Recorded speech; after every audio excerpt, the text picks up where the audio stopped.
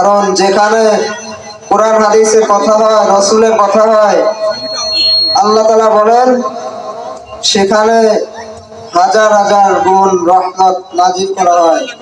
তাই এখানে চুপচাপ করে মনোযোগ সহকারে শোনার জন্য আল্লাহ তাআলা বলেছেন। এর জন্য আল্লাহ তাআলা কোরআনে বলেন,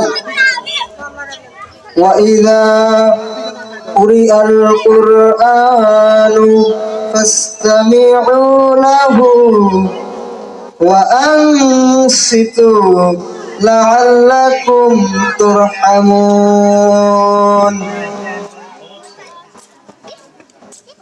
আল্লাহ তাআলা বলেন, যখন কোরআনের আলোচনা হয় তখন তোমরা মনোযোগ সহকারে শ্রবণ করবে, তাহলে আমি আল্লাহ রাব্বুল আলামিন তোমাদের উপর লক্ষ কোটি গুণ রহমত নাজিল করব। কারণ যেখানে কোরআন হাদিসের কথা হয়, রাসূলের কথা হয়, আল্লাহ তাআলা বলেন সেখানে হাজার হাজার গুণ রহমত নাজিল করা হয়। তাই এখানে চুপচাপ করে মনোযোগ সহকারে শোনার জন্য আল্লাহ তাআলা বলেছেন। এর জন্য আল্লাহ তাআলা কোরআনে বলেন,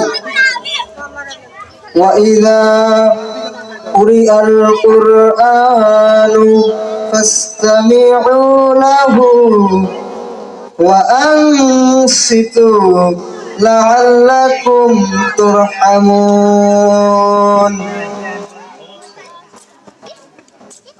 আল্লাহ তাআলা বলেন, যখন কোরআনের আলোচনা হয় তখন তোমরা মনোযোগ সহকারে শ্রবণ করবে, তাহলে আমি আল্লাহ রাব্বুল আলামিন তোমাদের উপর লক্ষ কোটি গুণ রহমত নাজিল করব।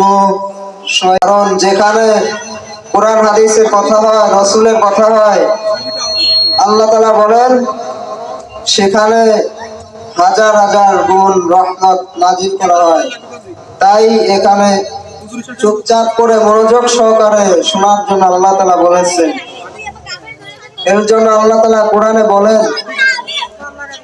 وَإِذَا قُرِئَ الْقُرْآنُ فَاسْتَمِعُوا لَهُ وَأَنصِتُوا لَعَلَّكُمْ تُرْحَمُونَ।